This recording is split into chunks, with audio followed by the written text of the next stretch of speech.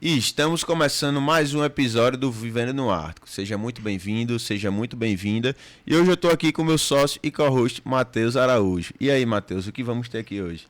Tiago, hoje a gente vai falar sobre relações de consumo, os principais pontos de atenção que tanto os empresários quanto os consumidores devem ter para garantir os seus direitos no dia a dia. Perfeito. Mas antes de apresentar o convidado de hoje, eu queria falar com você que ainda não está inscrito no nosso canal. Clica aí no botão, se inscreve, clica no joinha para cada vez mais a gente conseguir atingir mais pessoas aqui em Natal e aqui no nosso estado. Geralmente aqui no podcast a gente vem conversando muito com empresários, mas hoje em dia a gente vem aqui conversar com um cara que atua muito na parte pública, no setor público, meu amigo também. Vamos conversar aqui com o subcoordenador do PROCON e advogado Oberdan Medeiros. Muito prazer, Oberdan. Obrigado pela sua presença aqui no nosso canal, no nosso podcast, por essa entrevista. Não sou acostumado a apresentar, tá? Fui aqui pela primeira vez só apresentando foi convidado. Foi bem. Estou apresentando o convidado. Bom dia a todos que nos escutam. Eu agradeço a oportunidade, meu amigo Matheus, de longas datas, Tiago, os amigos aqui, num momento oportuno como esse, discutindo sobre temas formais, temas relevantes, não só para o mercado de consumo, mas para os cidadãos de modo geral. Então eu agradeço a oportunidade e desejo desde já a vocês muito sucesso nessa empreitada que vocês estão fazendo com esse novo formato descontraído, informal, de levar informação de qualidade a todos os cidadãos. Que é a proposta aqui do podcast, né? Disseminar conhecimento sobre marketing, tecnologia, empreendedorismo e inovação. Exatamente. E num momento especial para mim, que hoje sou o decano da defesa do consumidor aqui do Estado. São 10 anos ininterruptos de atuação nessa seara do direito do consumidor, como membro do Sistema Nacional de Defesa do Consumidor. Nesse diapasão já portei algumas representações importantes da defesa do consumidor, desde subcoordenador do PROCON do Estado do Rio Grande do Norte, a membro consultor da Comissão de Relações de Consumo da OAB, fui membro conselheiro do FECIAGRO do Ministério Público do Trabalho, hoje sou conselheiro do Grupo Neoenergia. Então, é uma vida dedicada à defesa do consumidor, e compartilhar essa minha vivência prática nessa seara, para mim, é motivo de grande satisfação. Roberto, aí para a gente falar sobre, iniciando, né, para o pessoal entender o que é que configura uma relação de consumo entre o estabelecimento e o consumidor. Antes de responder sua pergunta, eu gostaria de pedir licença para presentear vocês com um exemplar do nosso Código de Defesa do Consumidor, já atualizado com a última legislação, que é a legislação 14.181 do superendividamento. Muito obrigado. E um guia prático para quem quiser demandar. Para quem não tem, ele já me falou aqui que é obrigatório ter no seu estabelecimento. Caso algum consumidor solicite, você tem que apresentar para ele Exatamente, no exato por momento. Força de lei federal. Inclusive, a ausência desse livrinho no estabelecimento comercial já configura de cara uma infração à legislação consumerista vigente, e o dono do estabelecimento pode ser obrigado a pagar uma multa de R$ 1.064 de cara. Então, já é um informativo importante para o mundo empresarial. E obrigado por ter lembrado do H, viu? Esse guia prático é para, se vocês tiverem algum problema consumerista e quiser demandar com vistas à solução do problema de vocês podem fazer baixando esse aplicativo, que é o consumidor.gov.br, um aplicativo da Senacom, monitorado pelos PROCONs. Top. Agora, Matheus... Gostei da assinatura aqui, viu, do autógrafo. Doido, né? Dedicatória. Então, já respondendo sua pergunta, meu amigo Ara, assim como eu chamo Matheus, já conheço Matheus há mais de 12 anos. Se vier a Tiago fiscalização, também. vou dizer, tá aqui, ó. Respondendo sua pergunta com relação ao que configura relação de consumo. De modo bem informal, uma tríade configura uma relação de consumo. Tem que ter fornecedor, consumidor, produto ou serviço. Então, havendo uma correlação desses três fatores, consumidor, fornecedor e um produto ou serviço, sendo aí objeto de transação entre eles, configura-se uma relação de consumo. A ausência de qualquer um desses componentes dessa tríade já não configura uma relação de consumo. Pode ser qualquer outra coisa, uma relação de trabalho, uma relação cível, mas não é uma relação de consumo. Então tem que ter indispensavelmente a presença de um fornecedor, a presença de um consumidor e a presença de um produto ou serviço que é transacionado entre eles. Eu achei que era mais voltado para, de fato, o consumo, não necessariamente a prestação de um serviço. Então quer dizer que, por exemplo, nós somos uma agência de marketing, certo? A gente presta um serviço para o cliente. Eu tenho que ter na minha agência esse código. Tem que ter. Tem que ter porque serviço também faz parte do mercado de consumo, não é só produto. Então, produtos ou serviços que são postos dentro desse mercado de consumo, o consumidor tem que ter acesso a essa informação que é trazida pelo Código de Defesa do Consumidor. E esse acesso à informação deve ser, por força de lei federal, prestado a ele dentro desses estabelecimentos pelos próprios donos dos estabelecimentos. Então, esse documento, esse diploma normativo, que é o Código de Defesa do Consumidor, tem que estar de modo claro e preciso para o consumidor nas dependências do estabelecimento. Caso ele tenha algum direito lesado ou tenha alguma dúvida quanto a algum direito ou alguma obrigação dele, ele pode consultar. Então, é ideal que esse diploma normativo esteja de forma facilitada para o consumidor, de forma acessível para ele, dentro do estabelecimento comercial, sob pena de multa. Como eu já falei, R$ 1.064 de cara. Então, é importante que o empreendedor ele tenha ciência disso e já providencie, caso não tenha, para evitar esse tipo de problema de importunação por parte dos órgãos fiscalizatórios. Mas um prestador de serviço, se a pessoa presta serviço, por exemplo, ela tem que ter Tem que ter. Tem que andar com um código desse no bolso? Está no mercado de consumo como fornecedor, seja de produto ou de serviço, tem que Mesmo ter... se não tem um local físico? Não, aí é no local físico, local estabelecimento físico. físico. Local físico. Exatamente. Está vinculada à questão do CNPJ, né? Do ponto físico da pessoa jurídica. Então tem que ter. Isso aí. E o fato de ter esse código na loja, geralmente, hoje em dia, cada vez mais as pessoas estão se conscientizando sobre os direitos dela com a internet, cada vez mais. Pô, todo mundo sabe, os direitos do consumidor são amplamente discutidos, tem advogados especializados na área do consumidor que falam amplamente sobre isso no Instagram, se nicharam para isso e produzem bastante conteúdo voltado para o segmento. Quais são os principais conflitos que acontecem no dia a dia entre um consumidor e um empresário nesses estabelecimentos que o consumidor exige que ele ofere lá na hora, no código? Quais são esses principais embates que acontecem no dia a dia? Olha, hoje, a principal... Eu vou falar da minha vivência prática, por exemplo, no serviço público, que também contempla essa questão do mundo empresarial. Hoje, os principais... Matheus, eu vou pedir só um adendo aqui para falar o que é direito do consumidor, de fato, né? Direito do consumidor, na definição do meu querido amigo, professor da Universidade de Coimbra, professor Mário Frota, é o direito do cotidiano, direito do dia a dia. Então, a todo momento, a gente está celebrando relação de consumo. Você acordou, apertou a tomada lá, acendeu sua luz, já está com a relação de consumo com o prestador de energia elétrica.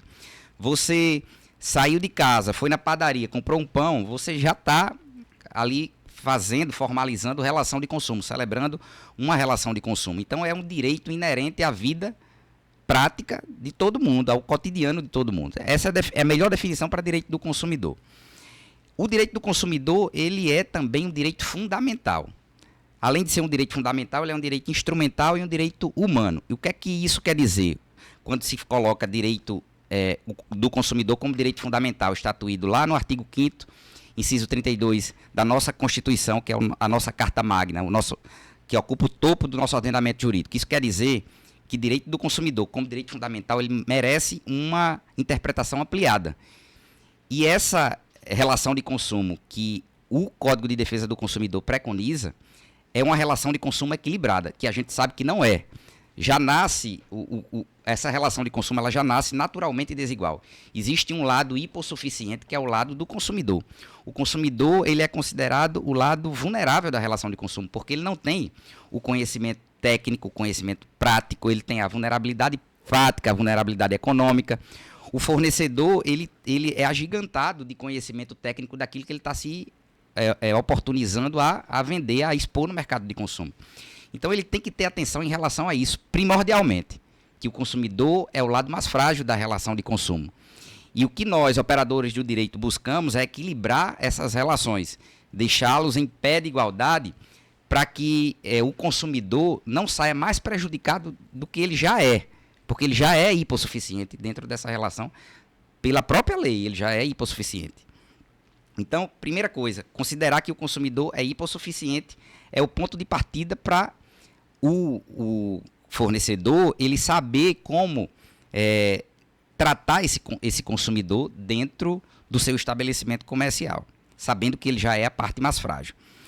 Com relação ao que chega mais de demanda para a gente, diversas coisas acontecem dentro dessas relações de consumo. Eu diria que hoje o campeão de demandas nos PROCONs, a nível de Brasil, é a questão financeira, especialmente relacionada a cartão de crédito, a inflexibilidade do fornecedor de negociação com esse consumidor que já está aí descambando para a seara do superendividamento, já não tem nenhuma condição de pagar, já está comprometendo o seu mínimo existencial, porque está comprometendo sua habitação, sua água, sua luz. Então ele não tem mais condição de pagar e o fornecedor ele insiste em não aplicar nenhuma baixa de tarifa, de ofertar nenhuma possibilidade de parcelamento. Então essa questão financeira hoje ocupa o topo. Falta de flexibilidade do fornecedor de negociar e o consumidor vai tornando aquela dívida uma bola de neve. O segundo ponto que chega mais aos PROCONs são demandas relacionadas à questão de troca.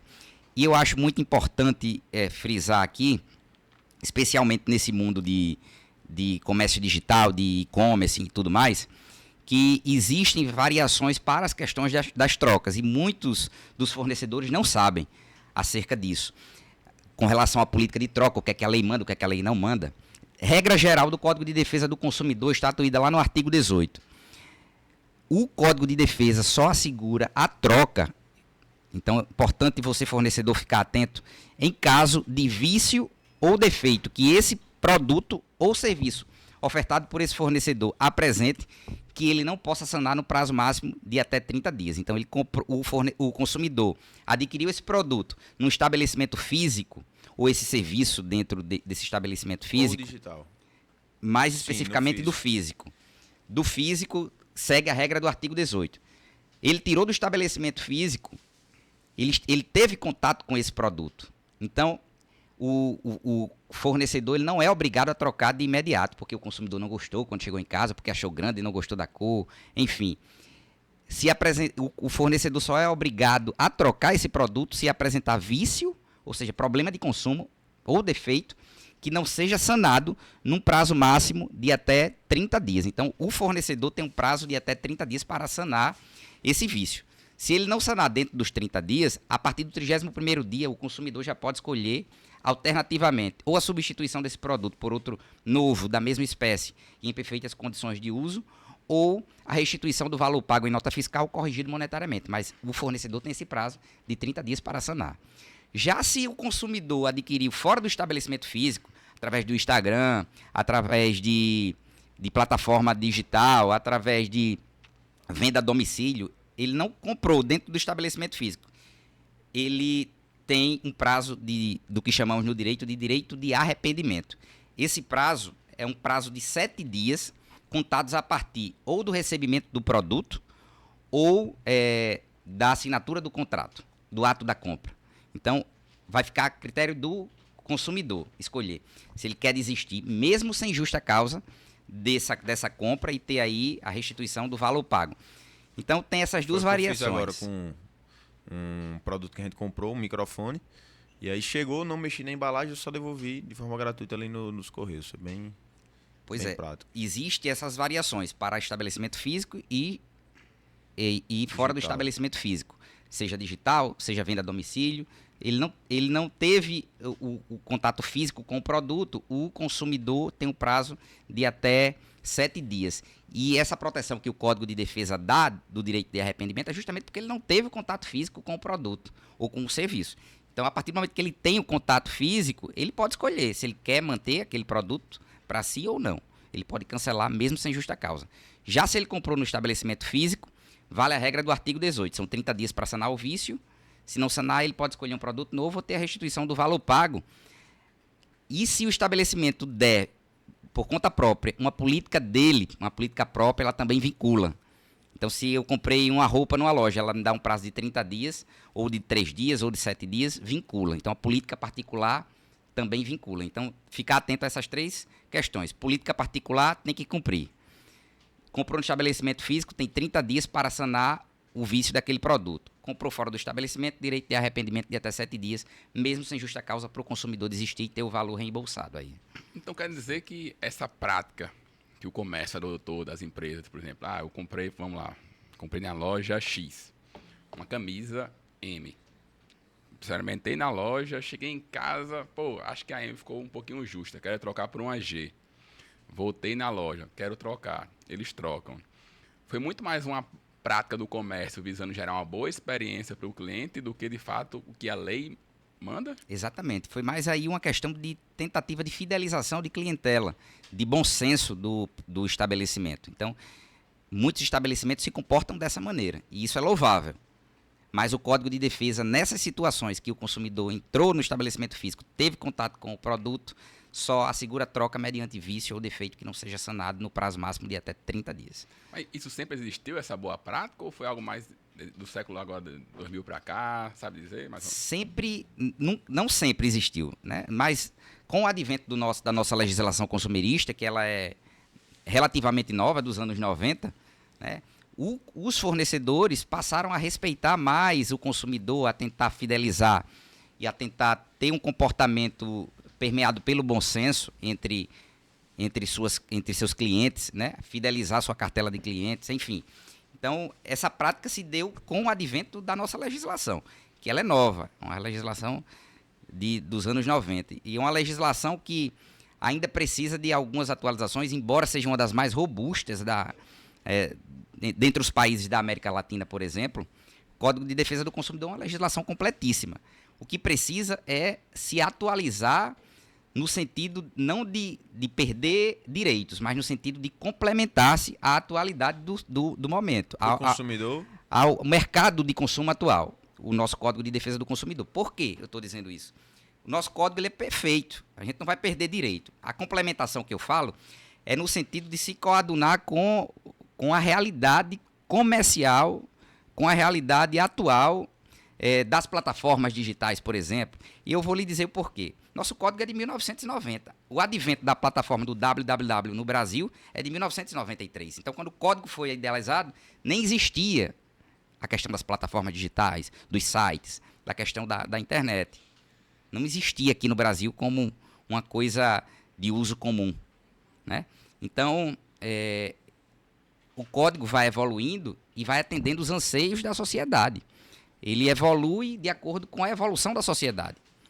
Nesse sentido, ele precisa ser complementado em alguns aspectos, que aí a gente pode tratar mais à frente o que é que eu acho que de desafio, o que é que eu acho de importante para o Código de Defesa do Consumidor. Como você comentou, o código ele é uma legislação recente do consumidor, mas o que é que gerou ali naquela época para que fosse feito esse código? Estava gerando muito problema na época?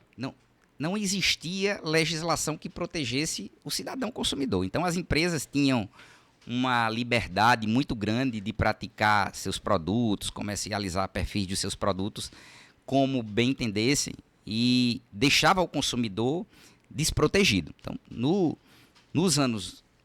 final dos anos 80, entrando ali para 90, houve um clamor muito grande, principalmente de quem já fazia defesa do consumidor, e aí eu cito o professor Odon, da Paraíba, que já foi até presidente da OAB da Paraíba, uma pessoa que também ajudou a fomentar essa legislação. Esses estudiosos da defesa do consumidor buscaram constituir uma legislação que respeitasse aquilo que a Constituição mandava, lá no seu artigo 5º, inciso 32, que colocassem o Estado como promotor da defesa do consumidor. Daí surgiu o Código de Defesa do Consumidor, bebendo de fontes normativas riquíssimas do mundo todo, por isso é uma legislação completa. Mas que também precisa se atualizar, como eu já falei, de acordo com os anseios sociais, com a desenvolução socioeconômica. Mas entrando agora na nossa parte, né, que a gente trabalha com marketing, o Código do Consumidor ele fala sobre publicidade. O que é que ele caracteriza como publicidade e o que é que as empresas devem se atentar quanto a isso? Você tocou aí num ponto muito importante Matheus, que é um ponto sensível, e também há uma confusão muito grande conceitual do que é publicidade, do que é propaganda. E a doutrina já pacificou o entendimento de que propaganda tem viés institucional. Propaganda é aquilo que você vê comercializado na TV de uma prefeitura, por exemplo, entendeu? De uma empresa pública, por exemplo. Isso é uma propaganda. Publicidade seria a publicidade ela a tem um venda. viés comercial. É uma distinção muito simples, mas que há essa confusão até hoje. E eu digo isso porque eu analiso defesas administrativas, até mesmo dentro do mundo do direito, entre os operadores do direito, eu vejo defesas administrativas confundindo propaganda com publicidade. Então, de antemão, é preciso fazer essa distinção conceitual do que é propaganda, do que é publicidade. Propaganda, viés institucional. Publicidade, viés comercial. E o que eu diria de dica maior aos empreendedores é respeito ao direito da informação. Isso é fundamental para ele ter uma boa prática de vendas, uma boa prática de pós-vendas e, consequentemente, uma fidelização maior de clientela. Respeito ao direito básico da informação, trazido lá no Código de Defesa do Consumidor, trazido pela Constituição também, isso é fundamental. O consumidor ele precisa ter acesso total à informação. E o nosso código, ele versa isso lá no artigo 31, dizendo que o consumidor tem que ter acesso de modo claro, de modo preciso e ostensivo. Por exemplo, A informação. Esse combo aqui está a R$30. Quando a pessoa chega lá, tinha algum viés que não era R$30, era mais, ou que não podia ser consumido ali, mas quando foi divulgado, não deixou isso claro, né? Aí estaria o problema. Exatamente. A omissão de informação relevante, e é importante deixar isso claro, inclusive sai da esfera do direito do consumidor e toca a esfera penal, a esfera criminal. Porque fazer omissão de informação relevante ao consumidor, nos termos do artigo 66, é uma prática criminosa, com previsão de multa e de detenção. Então veja a gravidade de se omitir uma informação relevante. Quando eu digo informação relevante, é relacionada à característica do produto, é relacionada à venda do produto, é relacionada à política de troca do estabelecimento, é relacionada ao preço do produto, às formas parceladas e à vista do produto que deve estar expostas. Informação relevante ao consumidor, aquilo que é imperioso destacar para a feitura daquela relação de consumo. Então, ter essa ciência de que tudo que eu vou fazer no meu comércio eu tenho que informar ao consumidor, ou através de um cartaz lá, ou através da etiqueta do produto, um carimbo, ou através da nota fiscal, uma observação atrás da nota fiscal, ou um carimbo, enfim. Tudo isso é informação ao consumidor. Então, não peca aquele fornecedor que colocar, mesmo que em excesso, informação demais no seu estabelecimento. Muito pelo contrário, ele está se resguardando de problemas graves, de infrações graves ao Código de Defesa do Consumidor e até mesmo à legislação penal vigente. Então, ele está se livrando de cair aí numa questão de infração, de ter uma multa aplicada por um PROCON, por exemplo, ou ainda até de ser conduzido para a delegacia por prática criminosa. Da mesma forma, fazer afirmação falsa e enganosa, nos termos do artigo 66 também do Código de Defesa do Consumidor, é uma prática criminosa. Então, ter cuidado com o tipo da informação. Não só informar, mas ter cuidado com o tipo da informação que ele dá sobre aquele produto. É muito importante, porque a afirmação falsa e enganosa, ela configura crime, além de prática infrativa ao Código de Defesa do Consumidor, com pena de multa e detenção. Até as letras miudinhas você tem que ter um tamanho mínimo. O artigo 31 fala que do Código de Defesa do Consumidor fala que a informação ela deve ser de modo claro, preciso e ostensivo. Quando fala em ostensivo, é que a letra tem que ser legível. Mas elas... Tem que estar vigente aquele cartaz ali com aquela informação clara e ostensiva para que o consumidor não tenha sequer a possibilidade de tentar interpretar, chegar perto para tentar interpretar aquilo ali. Você queria complementar? Sim, mas é muito comum a gente ver as letras miudinhas que não dá para ver, né, de fato. Aí o que acontece com isso?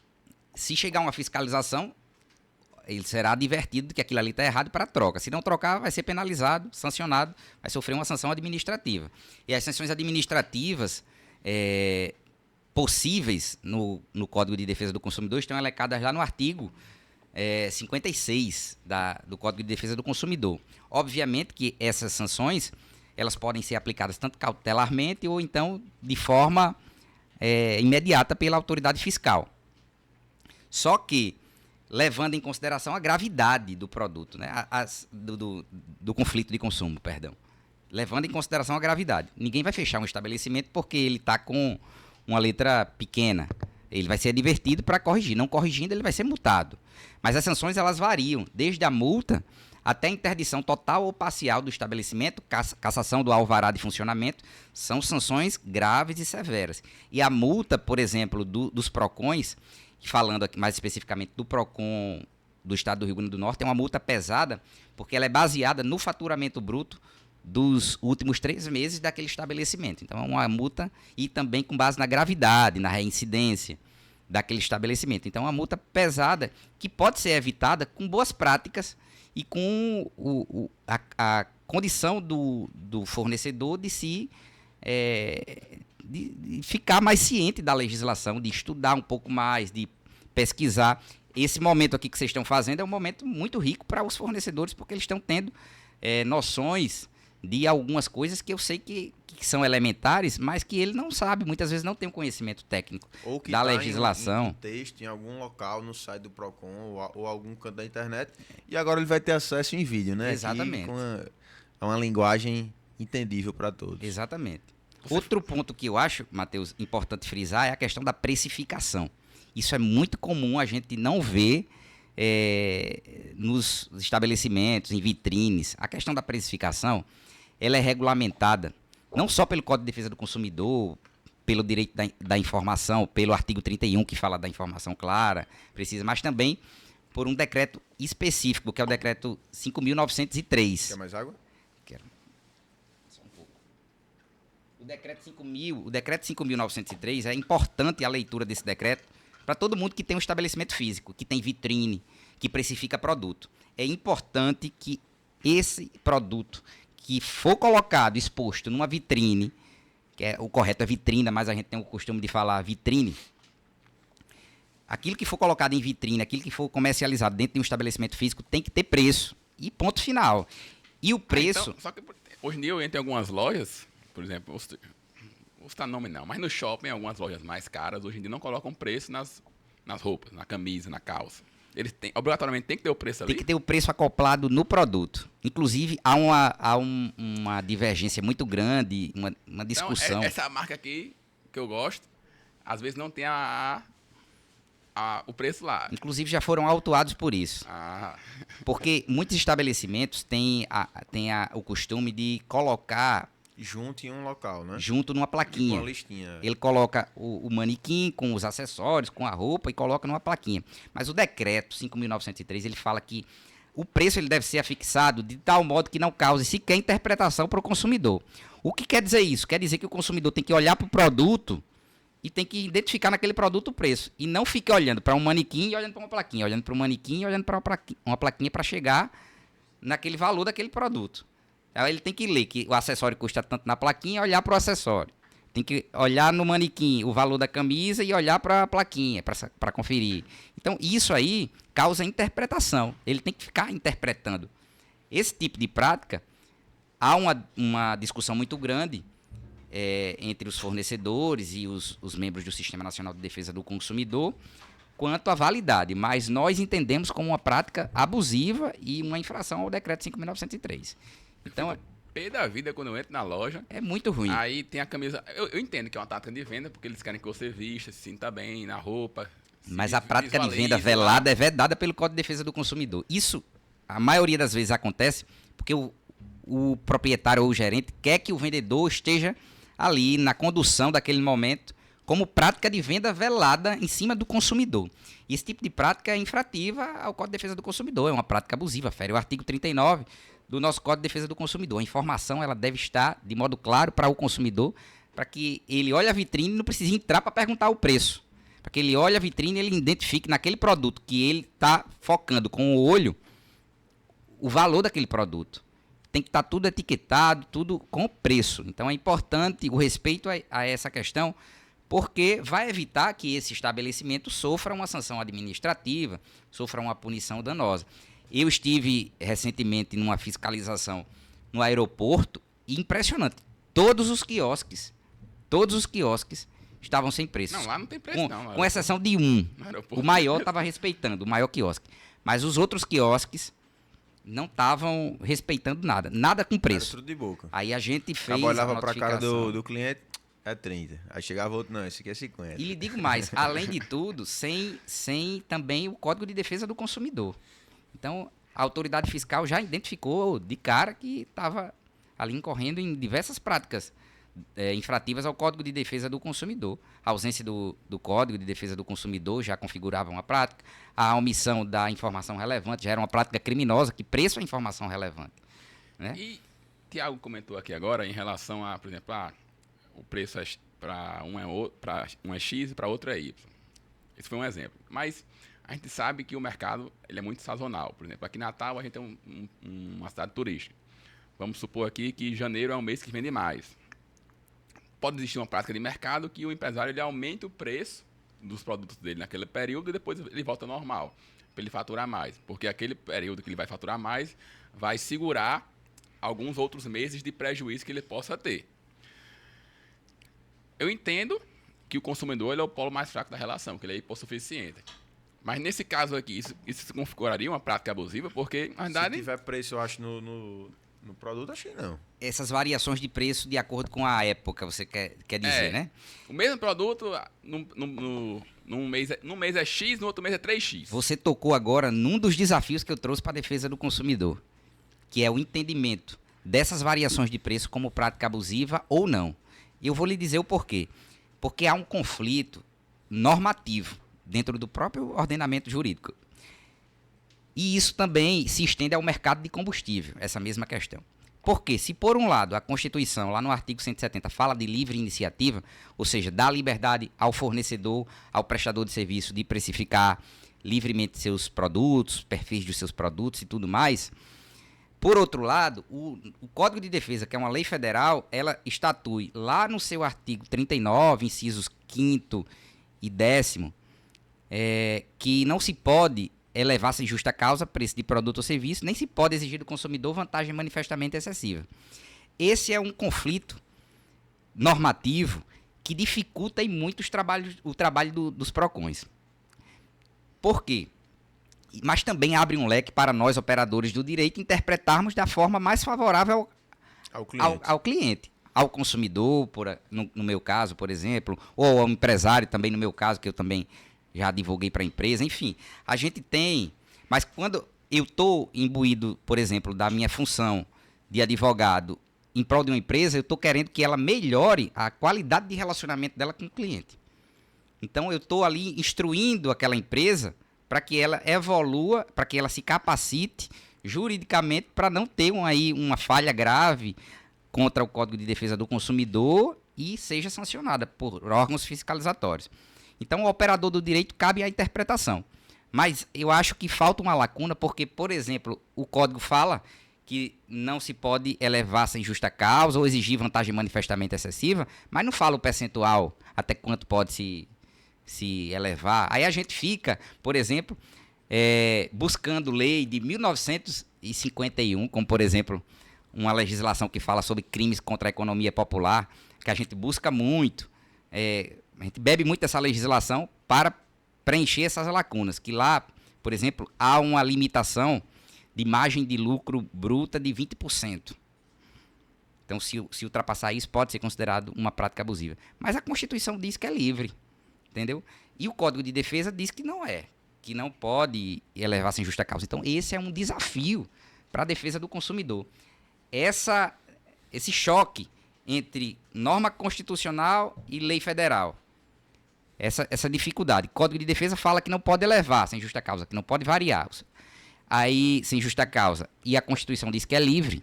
Então, nós temos aí num conflito que o tempo e o judiciário e os legisladores têm que sanar. Para que a gente possa ter E você disse um que... ponto Você disse há um certo. tempo atrás na conversa que conversaríamos mais sobre isso e você daria o seu posicionamento. Qual é o seu posicionamento sobre esse O lado? posicionamento é razoabilidade e proporcionalidade. Estando dentro dos parâmetros da razoabilidade e da proporcionalidade, eu não vejo como impeditivo o consumidor variar em épocas os preços dos seus produtos. Não? Porque tem que levar em O que consideração- seria a Agora a gente razoabilidade? tem que entender, por Aí exemplo. já tá... O que é razoabilidade? O que a gente tem que entender, por exemplo, é que lá no artigo 170, que fala sobre liberdade de iniciativa, liberdade econômica, e nenhuma liberdade ela é absoluta, a gente tem que entender primeiro isso, que nenhuma liberdade ela é absoluta. Tem lá, nesse mesmo artigo 170, como princípio dessa ordem econômica, a defesa do consumidor.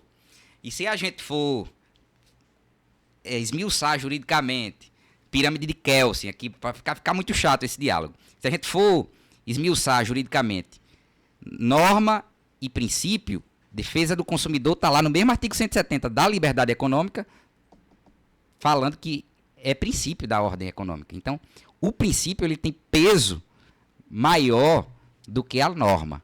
Então, o respeito ao direito do consumidor ele vem primeiro. Se a gente for analisar essa pirâmidezinha de Kelsen aqui, princípio maior que norma. Então, vamos respeitar os princípios, porque a razão de ser do mercado de consumo é o consumidor. Se nós não respeitarmos aquilo que é a nossa razão de ser, eu estou falando aqui como empresário, se eu fosse empresário, se eu não respeitar a minha razão de ser e de existir, que é o consumidor, eu estou indo pelo caminho errado. Então, eu acho que a razoabilidade está nisso. Mas aí tem uma linha Não tênue tem também, né? um valor, um 20%, 30%, não tem como precisar. Isso aí a legislação tem que tratar. E aí muita gente confunde os PROCONs, por exemplo, como órgão de tabelamento de preço. E não existe. PROCON não é órgão de tabelamento de preço. No Brasil, a única coisa que é tabelada é cigarro. Mais nada. A gente não pode tabelar preço. Justamente em respeito a esse artigo 170 da Constituição. Mas a gente pode operar também pela linha do consumidor, que é o Código de Defesa do Consumidor, que é a nossa razão de ser. A gente tem lado, é Por pró-com, é exemplo, pró-consumidor. Na vitrine tá uma coisa e dentro, lá, na hora de pagar é outro. Aí já é totalmente diferente. Aí já é outra Foi uma coisa. mudança É, no momento. essa não, questão. Essa tipo assim, questão. uma semana tá um preço e na outra tá outro. Isso aí. Se houver confusão de preço, por exemplo, no mesmo produto, prevalece o menor, obviamente, Isso. né? Por exemplo, eu fui numa loja grande aqui de cama, mesa e banho e comprei um travesseiro que estava no preço tal, mas quando chegou lá passou no valor maior. Você pode exigir o cumprimento para o valor menor. Isso aí pode. O que a gente está falando é da variação injustificada, que o código ou seja, chegou o Natal, até novembro, a árvore de Natal custa R$100. Chegou dezembro, passa a ser R$1.000. Essa variação é vedada pelo Código de Defesa do Consumidor. Porque o código diz que não pode elevar sem justa causa. Qual é a justa causa? Rapaz, aumentou a oferta. Essa A lei, oferta não, a demanda. essa lei aí não vale para o Código de Defesa do Consumidor. A gente não entende assim. Acho que pode variar sim, obviamente. Pode variar, pode aumentar, mas dentro de um percentual razoável. O que não se pode é abusar disso aí. E aí é que é o nosso problema maior, porque não existe percentual. Então deixa solto para o operador do direito interpretar. Essa é a questão. Mas como eu defendo o consumidor com unhas e dentes, eu defendo que nenhuma liberdade ela é absoluta. Então o fato de se ter liberdade econômica, de se ter livre iniciativa, não dá direito ao fornecedor a passar a praticar um preço absurdo do dia para a noite. O que é diferente, por exemplo, em festas, que você vê lá dentro um uísque que fora é R$60. Lá dentro é 300. lá dentro você passa a comprar esse produto por 5 vezes o valor, 10 vezes 10 vezes. o valor. Mas isso pode, porque a finalidade do Isso evento quando é original, vender né? também. Isso quando é original. Às vezes os caras abrem e A botam. finalidade do evento é aquela. É um evento privado. O consumidor cabe a ele procurar no mercado de consumo o menor preço, ou então ele não ir para aquele evento privado. Mas aí não configuraria vender casada, não, né? Não, Porque não. você tem que beber a bebida do evento. Não configuraria. Não configuraria venda casada, porque é finalidade daquele evento vender bebida também. Sim. Entendeu? Tem alguns eventos, por exemplo, que que praticam a questão da rolha. Rolha também é outra discussão. Se pode entrar com a bebida, se não pode entrar, pagando um percentual de rolha. Essa questão de rolha não é regulamentada, não tem regulamentação jurídica. Então, é uma espécie de direito adquirido, mas é muito solto a interpretação dessa questão da rolha. Se pode, se não pode, se os valores praticados. Por exemplo, aqui tem um carnaval famoso que pratica essa questão da rolha. Se pode, se não pode. É muito discricionário, é muito solto.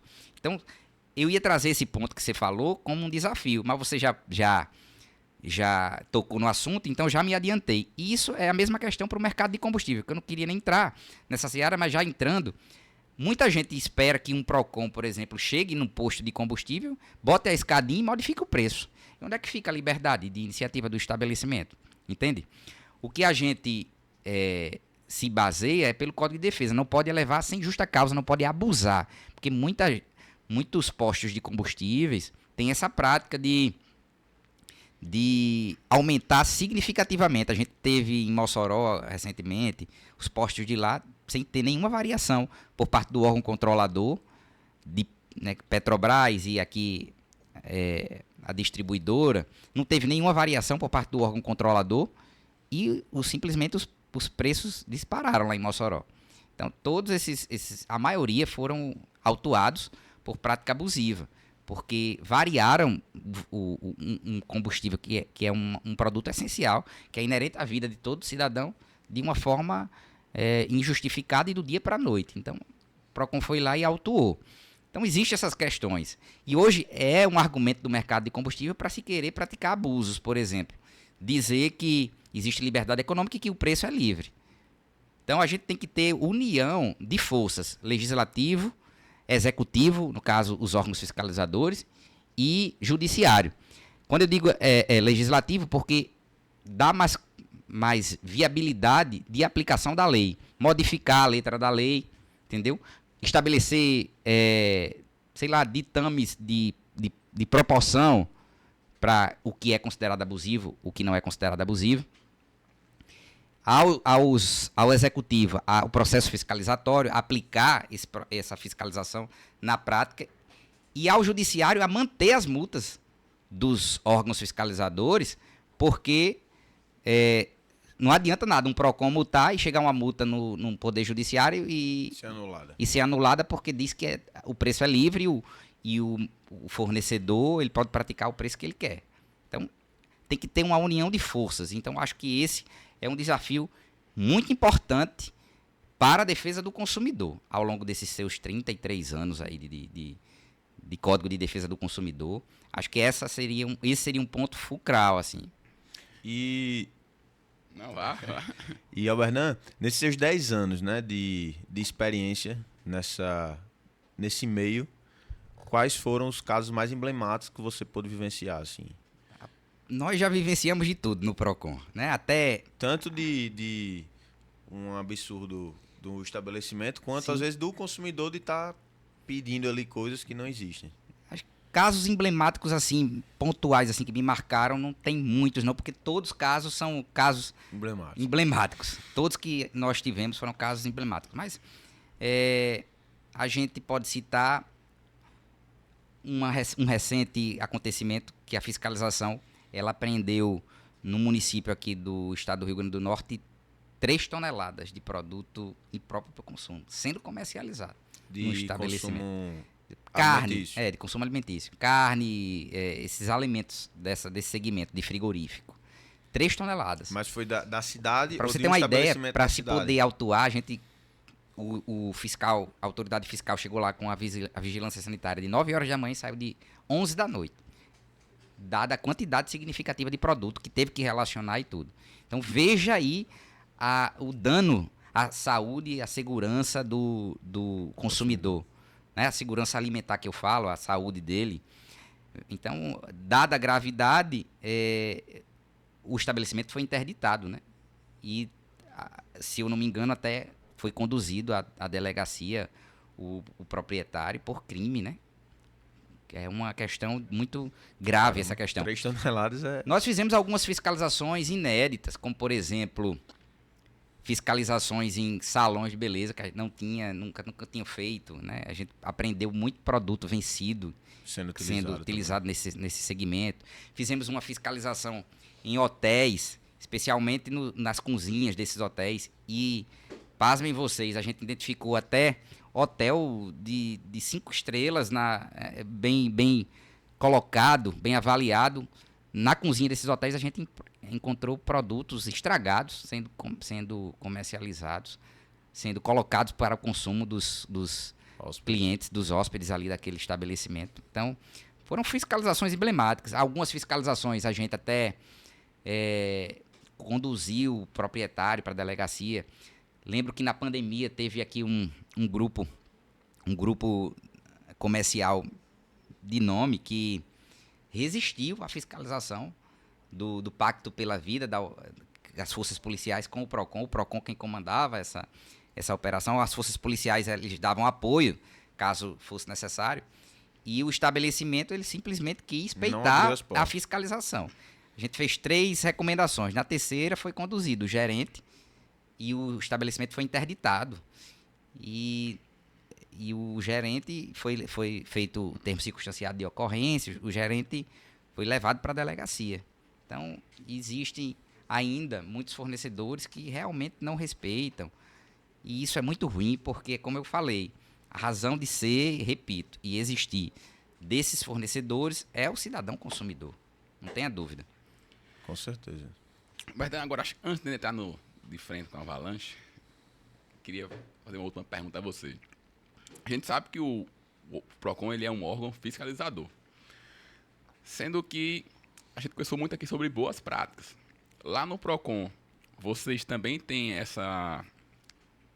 algo voltado para o educativo, para educar os empresários? Vocês têm treinamentos, vocês têm manuais de boas práticas para entregar para os empresários também? Como é que funciona essa parte educativa do PROCON? Sim, nós temos. Inclusive, nós fazemos muitas fiscalizações educativas. Muitas. Conscientizando sobre a questão da precificação, por exemplo. Conscientizando sobre a questão da informação, sobre política de troca. Então, o PROCON tem esse viés educativo. A missão do PROCON é representar, orientar e civilizar o mercado de consumo, que muitas vezes não tem conhecimento daquilo, né? Daquela matéria jurídica específica. Então, a nossa missão é equilibrar essas relações de consumo com vistas a relações de consumo mais justas. E por termos isso como missão institucional, nós temos o dever de fazer essa conscientização. E nós fazemos muitas fiscalizações educativas com esse viés mesmo de ensinar o empreendedor, o micro, o macro, todo ele. A gente tem essa missão de ensinar ele o que tem de lei, o que tem de legislação consumerista vigente, para que ele respeite ali o seu cliente. Então, nós fazemos sim. Inclusive, não é do feitio do PROCON chegar de primeira já aplicando a sanção. Muitas vezes Uma notificação. a gente tem esse viés de conciliação. Muitas vezes resolvendo na conciliação, para a gente está tudo certo, porque o que importa é o consumidor sair satisfeito, né? Ter o seu direito respeitado. Então, resolvendo na primeira visita, como por exemplo nesse estabelecimento, se tivesse resolvido na primeira visita, nós não teríamos autuado, não teríamos interditado, não teria conduzido o gerente para a delegacia. Mas foi necessário porque houve resistência, houve um enfrentamento. E aí o Estado tem que mostrar o seu poder, não pode se curvar diante de infrações às normas vigentes, à legislação vigente. Mas nós temos esse viés educativo, esse viés de conciliação, não tenha dúvida. E como é que funcionam essas conciliações, por exemplo? As conciliações, elas funcionam através de audiências que acontecem nas unidades de atendimento do PROCON. Hoje, nós temos no estado mais de 20 e ainda estamos nesse processo de interiorização. Abrimos diversas aí, mas ainda estamos nesse processo de interiorização da defesa do consumidor. Mas nas cidades polos, por exemplo, todas têm um PROCON. Então, o consumidor, tendo um conflito de consumo, ele pode buscar um PROCON ali mais próximo da sua residência ou do seu fórum. Na hora do ato, né? Ou do seu foro, exatamente. Procurar para que ele abra uma reclamação, o técnico vai analisar, fazer uma triagem, ver se aquilo é relação de consumo, se não é. se é caso de PROCON, se não é, e vai dar ao consumidor o encaminhamento para que ele abra aquela demanda, se marca uma audiência de conciliação, que acontece com um prazo médio de 20 a 30 dias, e na audiência é tentado resolver a questão do consumidor. Não conseguindo lograr êxito em audiência de conciliação, o processo sobe para assessoria jurídica, depois sobe para o grupo de avaliação e levantamento, que é o órgão que vai aplicar a sanção. A penalidade de acordo com a infração, com a gravidade, com o faturamento de cada estabelecimento. Então, assim, a gente tem esse viés conciliatório. E, assim, 80% das audiências de conciliação tem acordo. Então, a gente não aplica a sanção, a punição, diante dessas conciliações que se chegaram num consenso, num acordo. Para a gente, o que importa é o consumidor sair satisfeito. Perfeito. Então, acho que agora chegamos na hora do de frente com a Avalanche. Chama aí a vinheta, meu editor.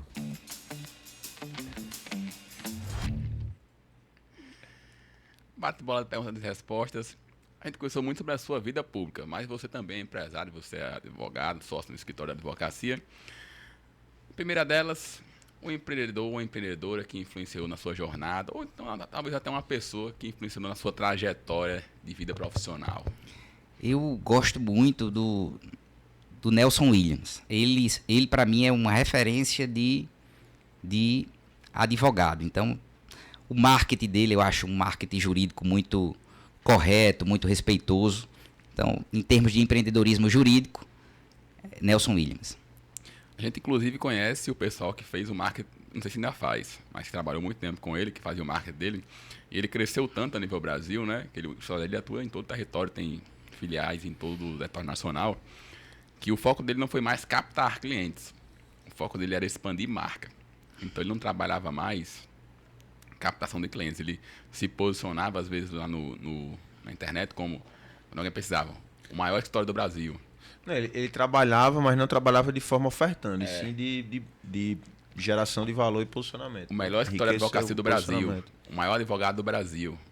Quando a pessoa pesquisava isso, aparecia um anúncio dele jogando pro site.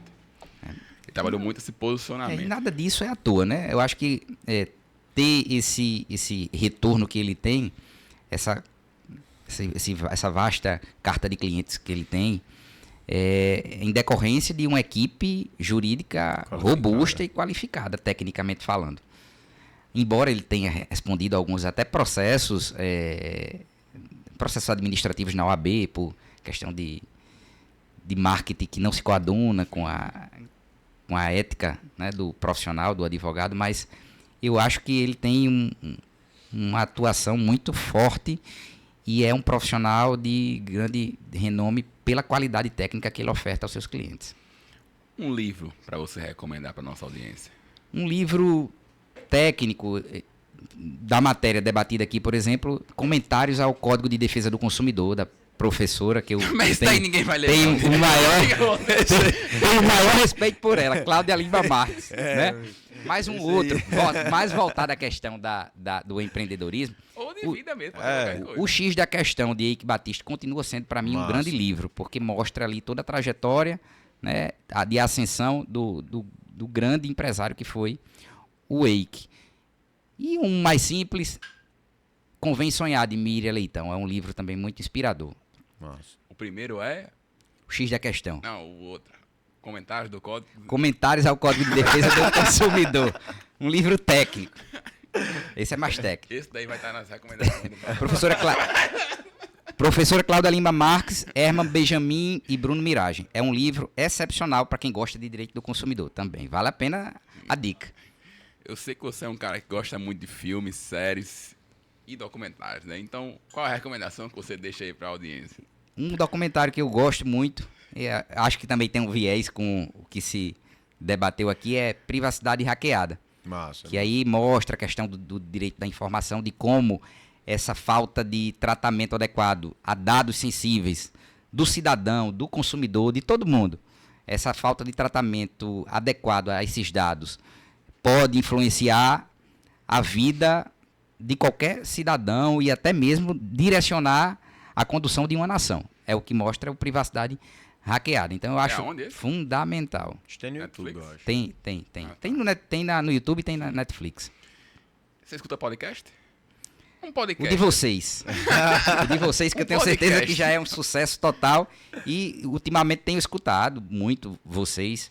Gosto muito da forma como vocês se comportam, dos convidados, do nível do papo, dos assuntos. Eu acho que vocês levam informação de qualidade e isso é muito importante, difundir informação de qualidade. Seja ela uma informação mais direta ao público de vocês ou uma informação correlata, que não deixa de ajudar a desenvolução de todo mundo que assiste e escutam vocês, né? Qual é o nome do Perfeito. podcast? Vivendo no Ártico, Aí tá certo. lapidando icebergs. E agora, de frente com a Avalanche, você tem aspiração a entrar na vida política ou não?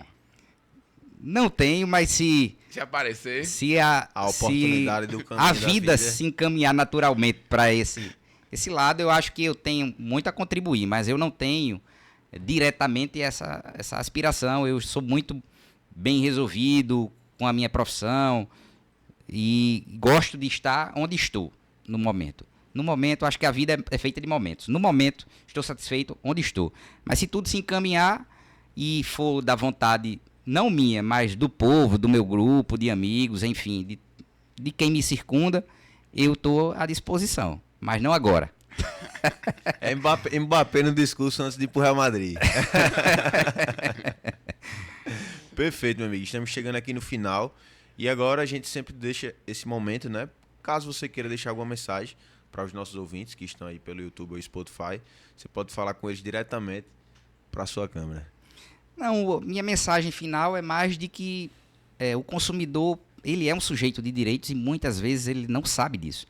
Procurar se informar, se qualificar. Existem cursos de capacitação ofertados pela Escola Nacional de Defesa do Consumidor que são gratuitos. Isso serve para os fornecedores, serve para os consumidores.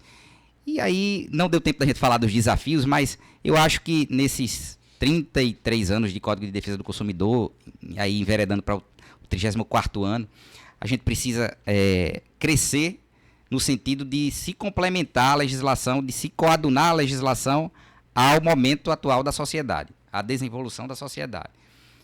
E eu acho que o Código ele precisa não de suprimir o que já foi conquistado, que é uma legislação robusta, impecável, mas de ser complementado em alguns aspectos. E eu acho que 4 deles são fundamentais. O primeiro é a questão do superendividamento, que já foi complementado agora, em 2021, pela legislação 14.181 de 2021, mas que ainda está tendo entraves, lacunas, que não está tendo o efeito que a gente esperava, né? Então, a gente precisa se debruçar em cima dessa legislação do superendividamento para que o consumidor tenha seu mínimo existencial respeitado, possa ser reinserido no mercado de consumo de forma consciente e saudável. A outra questão passa inexoravelmente pela questão das práticas abusivas. Essa dificuldade, esse conflito de normas entre Constituição, muitas vezes, e lei federal, que é o Código de Defesa do Consumidor, dificulta a operacionalização dos órgãos de defesa do consumidor. Precisamos avançar em relação a isso. A quarta questão é a regulamentação do e-commerce, do comércio eletrônico, que isso aí era um ponto fundamental, mas talvez seja assunto de outro podcast nosso, quem sabe, né? O e-commerce hoje, depois da pandemia, tudo ficou digital. Depois da pandemia, tudo ficou mais digital. O consumidor ficou mais dentro dessas plataformas. Então, isso deu insegurança, porque não existe ainda uma legislação protetiva real desses consumidores nesses âmbitos. A gente aplica o Código de Defesa do Consumidor, sim, aplica um decreto, que é o decreto 7.962 de 2013, mas é um decreto que é falho ainda em muitos pontos, que precisa ser complementado. Então, a gente precisa de uma legislação que trate a matéria do comércio eletrônico já. E o outro ponto é a questão das apostas esportivas, mercado de apostas. Hoje a gente está debruçado diante de uma era cada vez mais voltada a essa questão das apostas. E a gente não tem uma legislação robusta que proteja o consumidor. É triste para mim, como operador do direito protetor dos consumidores, ligar para uma Bet e ela dizer: não operamos juridicamente a legislação do Brasil. Então não vamos respeitar a legislação do Brasil. Então tem um PL que tramita no Congresso Nacional, que é o PL 854 de 2023, que trata sobre a regulamentação dessa questão desse mercado de apostas, e eu acho que isso é um assunto que urge ser debatido e ter uma solução profícua por parte do legislador, por parte das casas legislativas, que no caso o Congresso Nacional. Então esses pontos são pontos que eu deixei para fins de reflexão. Agradeço mais uma vez a oportunidade e sucesso, todo sucesso do mundo a vocês. Perfeito. A você também, muito obrigado. E principalmente por ter compartilhado todo esse conhecimento aqui, né, com a nossa audiência e com a gente também. E pelo esse presente aqui que vai direto lá para a sala, que confesso que ainda não tínhamos, Tem mas que ficar agora mostra, né? ainda bem que a fiscalização Mas não tem que ficar bateu. mostra, né, não? O mais acessível possível ao consumidor. Perfeito. E obrigado você que ficou até aqui, né? Até a próxima semana com mais um novo convidado. Valeu, galera. Acho que atendeu, né?